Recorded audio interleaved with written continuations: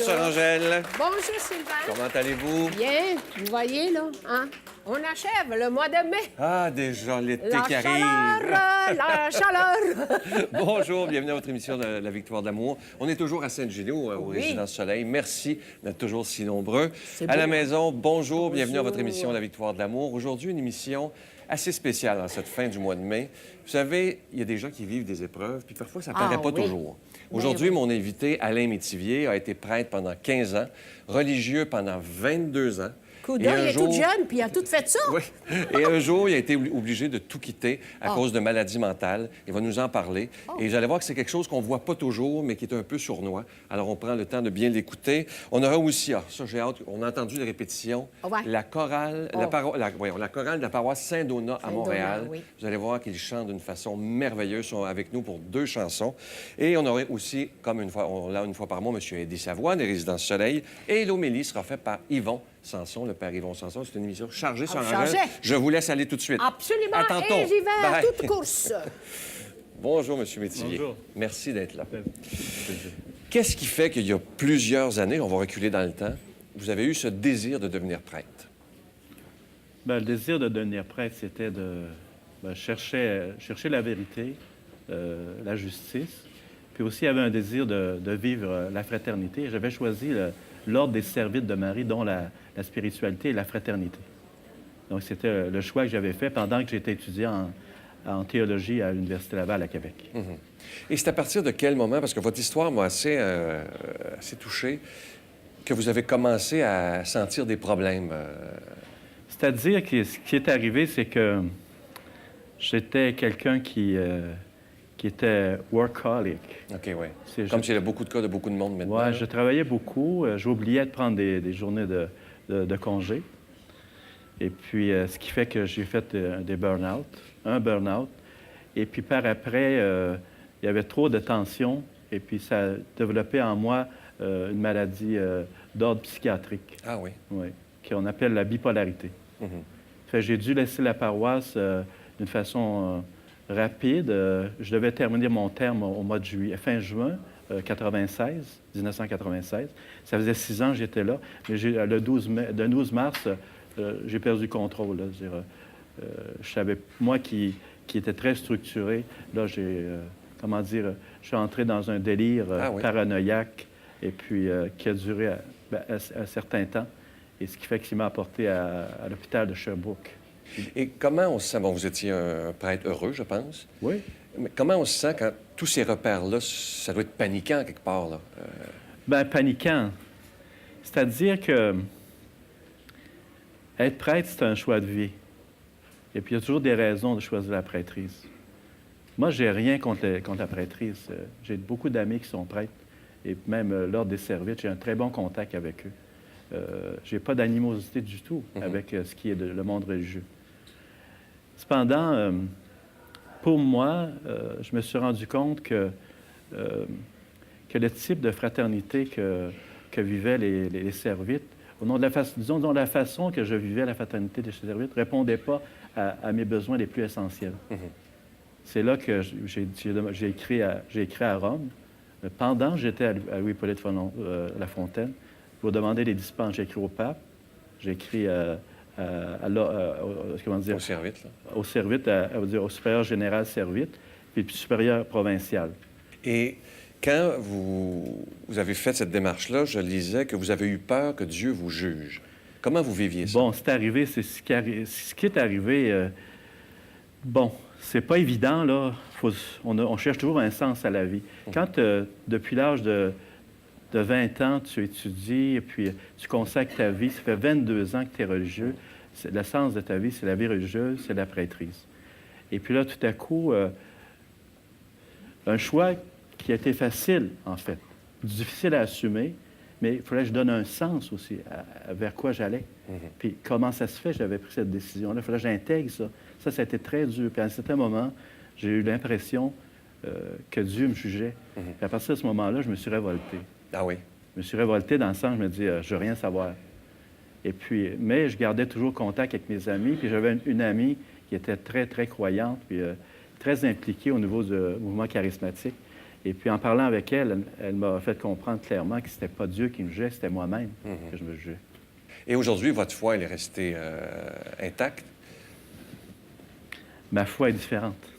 Comme... Ben, je suis un laïc. Oui, maintenant, vous êtes un Ça veut laïc. dire que je pratique pas ma foi de la même manière. C'est pas en célébrant une messe que je vis ma relation à Dieu. C'est pas en confessant que je ferai l'expérience de la miséricorde de Dieu. C'est pas en baptisant que je fais l'expérience d'être enfant de Dieu. Mais c'est dans le courant de chaque jour. C'est dans mon travail, c'est avec ma conjointe. Ben, je veux dire, moi, je ne suis pas sorti à raison de que j'étais en amour. Là. Je veux dire, ma conjointe, c'est qui va rencontrer Sœur Angèle aujourd'hui. Là. Je l'ai rencontrée bien après. Je l'ai rencontrée en 2007. C'est venu bien après. Là. Mais je veux juste revenir sur quelque chose que vous avez dit tantôt, quand on a donné sa vie à Dieu et à l'Église pendant tant d'années, vous êtes révolté, mais ça a été jusqu'où votre révolte? Parce que ça doit être difficile quand même. Bien, jusqu'où? C'est-à-dire, c'est une question de tempérament. Je suis quand même une personne qui a une limite, c'est-à-dire, j'ai été élevé avec dans des valeurs très, très catholiques, très chrétiennes. C'est-à-dire, je ne pouvais pas aller... je ne pensais pas d'aller tuer quelqu'un, je ne pensais pas d'aller voler, de faire des choses comme ça. C'était une révolte plus intérieure, d'un éloignement avec Dieu, comme si j'étais... je ne voulais rien savoir de lui. Tu n'es rien. Là. Pour moi, tu ne signifies plus rien. Je vais vivre sans toi. C'était ça, ma révolte. Ouais. C'est une question délicate. Est-ce que parfois, ça vous manque d'être encore prêtre? Si ça me manque, c'est certain que de voir un prêtre célébrer la messe et puis de consacrer le pain et le vin, même des choses banales comme de communier au pain et au vin, j'y pense. Et si les prêtres pouvaient se marier? Ben, vous êtes le cas parfait. J'ai écrit à la commission de la doctrine au Vatican. J'ai pas eu de réponse, mais j'ai écrit dans ce sens-là que non pas seulement que les prêtres puissent être mariés, les avantages que ça aurait, parce qu'il y aurait un autre type de pastoral. Ça apporterait un autre type de formation aussi. Mais aussi, je dirais aussi, tous les prêtres qui ont laissé le sacerdoce et puis et qui vivent encore comme des chrétiens, des catholiques convaincus. Et puis, moi, je leur posais la question, pourquoi pas, si ces gens-là étaient prêts à revenir, on est en attente. Ça prend 10 ans à former un prêtre. C'est-à-dire, on est en attente de prêtre, puis il n'y a pas beaucoup de signes dans ce temps-ci. Ça fait que s'ils étaient disponibles, ces gens-là, puis aussi si les prêtres pouvaient se marier, il y aurait sûrement des prêtres aussi qui ne se marieraient pas, comme les religieux. Tu ne peux pas te marier, c'est impossible. Les moines aussi. Mais ça apporterait tout un autre pastoral. On prend le temps d'écouter cette si belle chorale de la paroisse Saint-Donat à Montréal. Écoutez bien la chanson, ils sont tellement bons. La lumière du monde.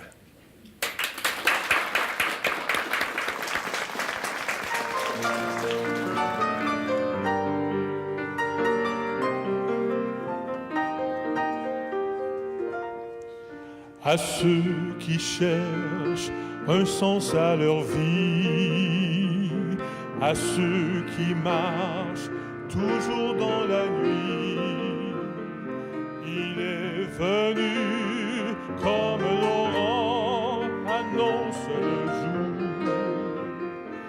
Il est venu apporter la paix, apporter l'amour. Il est la lumière du monde, en lui se trouve le chemin. Il est l'unique réponse à l'angoisse des humains. Il est la flamme, le silence, dans la nuit. La lumière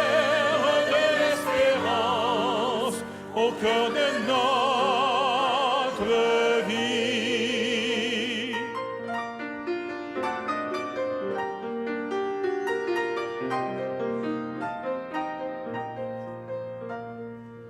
Quand il passait au milieu des gens, les cœurs changeaient, devenaient rayonnants.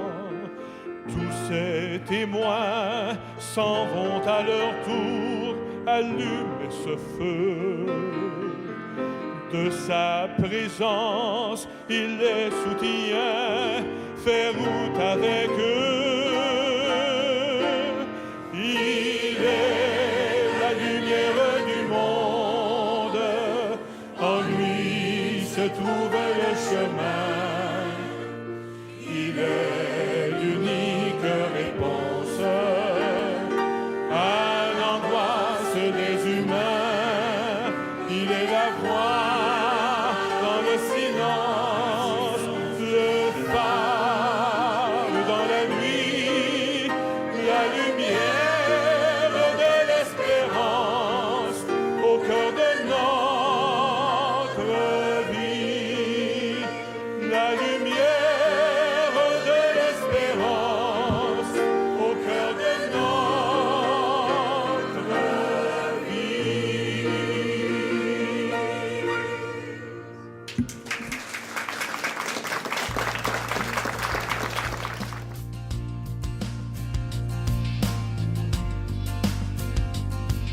Alain m'apporte tout le côté religieux et moi le côté spirituel.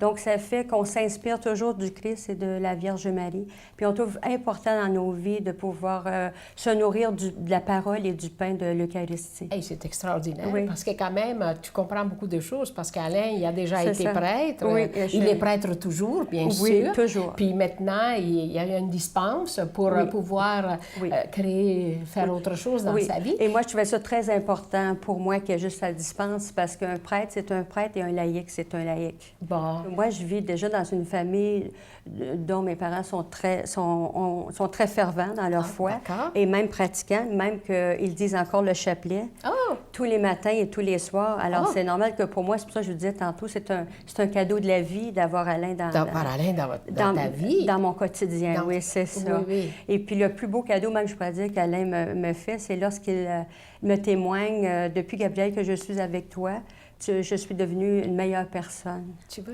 Tu vois? C'est Oui, que et des ça, fois- c'est très touchant. Ça a été très touchant pour moi. Oui, parce que quand t'as quand même... ça fait quand même 6 ans que vous êtes ensemble. 6 ans en août cette Alors, année. Oui. oh, moi, je vous Oui, félicite. oui. Et je trouve quelque chose, c'est sûr qu'on a tellement de choses qu'on pourrait se dire quand on s'aime. Moi, je vous dis, continuez votre amour et continuez à vous le dire. Et comme ça, vous allez continuer à vous aimer davantage. Oui, c'est ce que je souhaite de tout mon cœur.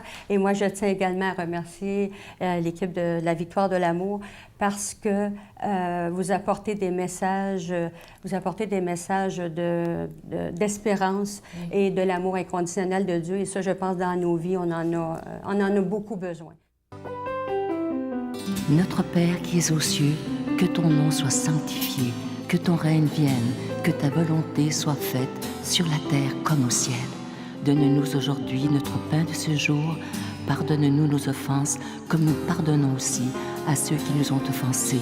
Et ne nous soumets pas à la tentation, mais délivre-nous du mal, car c'est à toi qu'appartiennent le règne, la puissance et la gloire pour les siècles des siècles. Amen.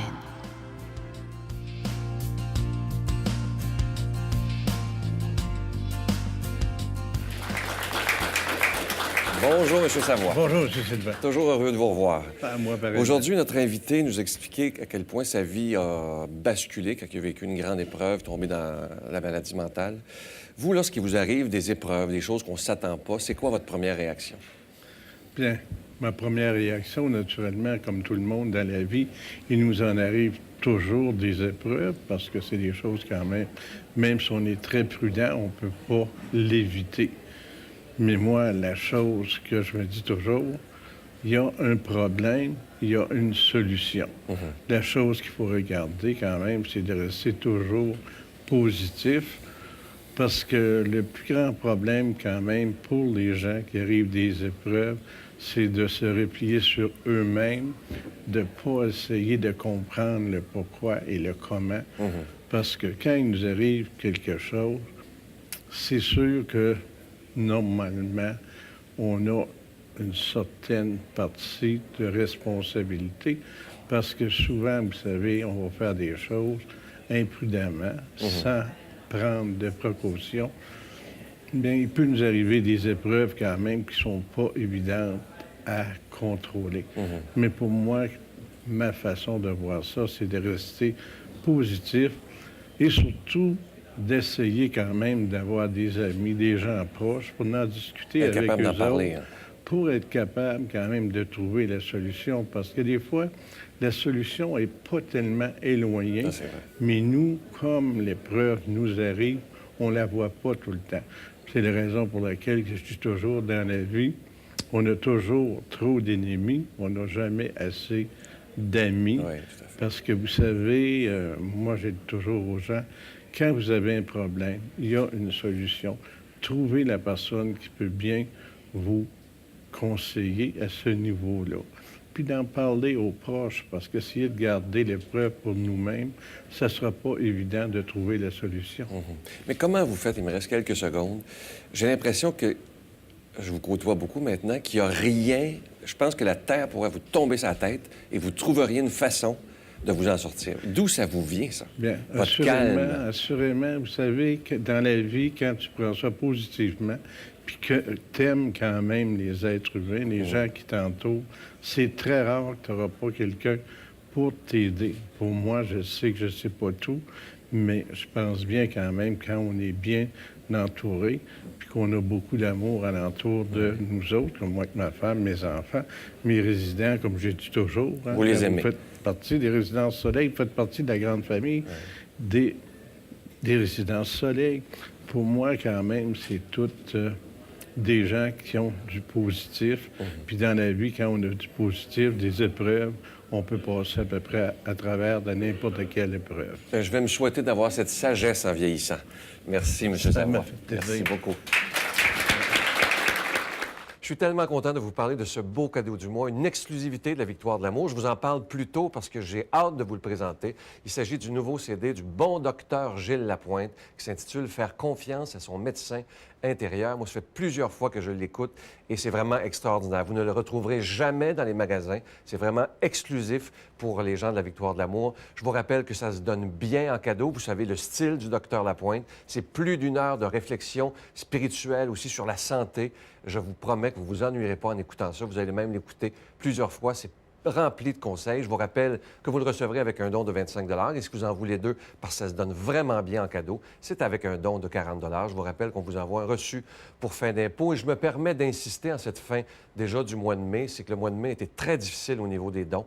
Et je vous fais confiance et je remets cette situation dans les bras de Marie elle-même. Je vous donne l'adresse. La Victoire de l'amour, casier postal 120, succursale Boucherville à Boucherville, le J4B 5E6. La Victoire de l'amour, casier postal 120, succursale Boucherville à Boucherville, le J4B 5E6. Également par téléphone, par carte de crédit, dans le 514-523-4433, 523-4433 ou sans frais, le 1-888-811-9291, 1-888-811-9291 et aussi sur notre site Internet, le www.lavictoiredelamour.org.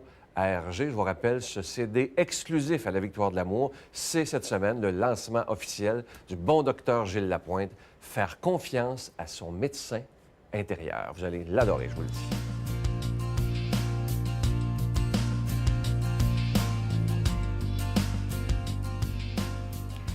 Bonjour à chacun et chacune d'entre vous. L'Évangile d'aujourd'hui nous est donné par Saint Jean. À l'heure où Jésus passait de ce monde à son Père, il disait à ses disciples, « J'aurai encore beaucoup de choses à vous dire, mais pour l'instant, vous n'avez pas la force de les porter. Quand il viendra, l'Esprit de vérité, il vous guidera vers la vérité tout entière. En effet, ce qu'il dira ne viendra pas de lui-même. Il redira tout ce qu'il aura entendu, et ce qui va venir, il vous le fera connaître. il me glorifiera, car il reprendra tout ce qui vient de moi pour vous le faire connaître. Tout ce qui appartient au Père est à moi. Voilà pourquoi je vous ai dit, il reprend ce qui vient de moi pour vous le faire connaître. Une parole un peu particulière aujourd'hui, et Saint Jean, vous savez, il est toujours un peu comme ça, un peu particulier, parce qu'il essaie de nous faire entrer non seulement dans ce que le Seigneur a dit, mais il essaie de nous faire entrer dans le mystère même de cet Évangile. Donc, Jésus nous raconte, à travers, bien sûr, la parole de Jean, nous raconte qu'il n'est pas tout seul. Il a avec lui le Père et il a avec lui l'Esprit Saint. On pourrait se demander, est-ce que c'est quelque chose de nouveau dans l'Évangile, qu'il y a 3 personnes en Dieu? Dans l'Ancien Testament, on avait la présence aussi de ces 3 personnes, mais sous des noms différents. Dans l'Ancien Testament, on parlait du Dieu créateur. Donc, bien sûr, c'est le Père. Dans l'Ancien Testament, on parle aussi de la parole, le Verbe. Vous savez, la nuit de Noël, on chante « Et le Verbe s'est fait chair ». Donc, Jésus, le Verbe, a pris naissance en Jésus sur la terre. Et puis, on parle aussi de la sagesse, qui est bien sûr l'Esprit Saint. Aujourd'hui, en cette fête de la Trinité, à quelque part, je ne suis pas venu vous donner un grand cours sur la Trinité, même si je suis un père trinitaire. Hein, on dit souvent, nous ne sommes pas des spécialistes de la théologie de la Trinité, mais plutôt des adorateurs de la Trinité. Ce qui est important dans ce très beau mystère de la Trinité, ce sont les relations qu'il y a entre les personnes et nous. Je vous donne un exemple. Si je vous dis, je regarde par la fenêtre, ah, je viens de voir passer quelqu'un. Vous allez dire, le Père Yvon a vu passer quelqu'un. Mais si je vous dis, ah, je viens de voir passer Paul, tout de suite, vous vous dites, le Père Yvon connaît la personne, puisque je l'appelle par son prénom. Mais si je vous dis, je viens de voir passer mon Père, là, c'est complètement différent. Voyez-vous que la façon de nommer la personne marque ma relation avec cette personne. Vous vous souvenez peut-être dans un des évangiles où le Seigneur raconte une histoire. Raconte l'histoire d'un jeune homme qui voulait prendre son indépendance, on va appeler le fils prodigue. Et ce fils, à un moment donné, va dire à son père, « Donne-moi la part d'héritage », on connaît bien toute la suite. Et quand il va revenir, qu'est-ce qui se passe? Le fils aîné va dire au père, « Ton fils que voilà ». Il ne reconnaît pas que c'est son frère, alors que le père va dire, « Non, ton frère que voilà est revenu ». Donc, toute l'histoire, je dirais, de la Trinité, c'est une histoire de relation. Il y a des gens qui me disent, j'ai un petit peu de difficulté à prier le Père, parce que le Père, parfois, est un peu lointain. Et je me demande toujours, ton Père à toi, il était comment? Votre Père à vous autres? Est-ce que c'était un homme qui était très proche, un homme qui était parti à cause du travail, ou quelqu'un que vous n'avez pas connu peut-être parce qu'il est décédé alors que vous étiez très jeune? À ce moment-là, si le Père est très loin, c'est très difficile de prier Dieu le Père, hein, parce qu'on n'a pas d'image devant nous. La même chose pour le Fils Jésus et la même chose pour l'Esprit Saint.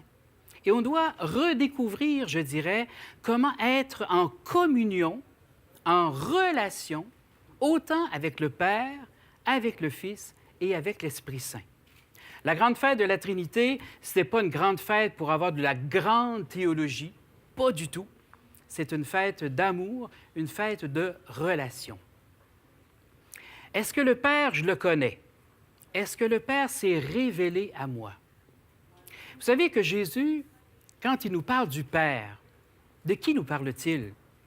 Bien sûr, Marie lui a dit quand il était tout petit, « Tu sais, ton vrai Père, c'est pas Joseph. Lui, il t'a pris en adoption. Ton vrai Père, c'est celui du ciel. » Mais quand Jésus nous parle du Père, quelle image il a dans la tête? Il n'y en a qu'une seule, celle de Joseph. Parce que le Père lui-même, en tant que Jésus sur la terre, il ne l'a jamais vu. Mais celui qui l'a vu, c'est Joseph. Donc, quand il nous parle de la bonté du Père, sûrement qu'il nous parle un peu de ce bon Joseph qui l'a élevé. Alors, en cette fête de la Trinité, je vous invite à accueillir justement cette bénédiction des trois par le nom du Père, du Fils et du Saint-Esprit. Amen. Je vous salue Marie, pleine de grâce. Le Seigneur est avec vous. Vous êtes bénie entre toutes les femmes, et Jésus, le fruit de vos entrailles, est béni. Sainte Marie, Mère de Dieu, priez pour nous pauvres pécheurs, maintenant et à l'heure de notre mort. Amen.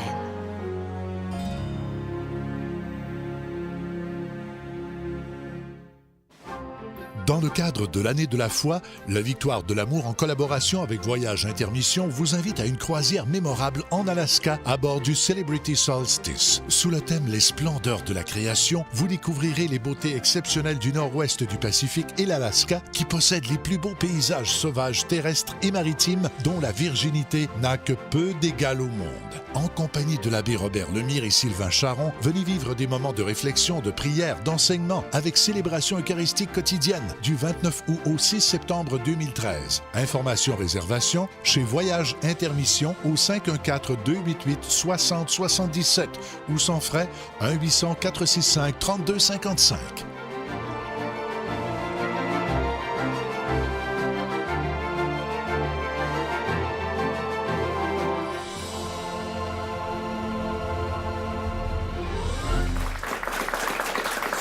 La semaine prochaine, dimanche, on n'est pas là. Vous savez que c'est le Téléthon à Opération Enfant Soleil. Nous, on va revenir l'autre dimanche, je crois que c'est le 9 juin, avec Jean-Marc Chaput, entre autres, et Chantal Paris. Soyez là, mais évidemment, on est là tous les matins. Sœur Angèle, je sais que vous voulez qu'on remercie. Vous êtes toujours là le vendredi. Oui, le vendredi, mais là, quel choral, hein? Je veux vous remercier de tout mon cœur avec Sœur Angèle, au nom de tous les centaines de milliers de personnes qui vous ont entendu.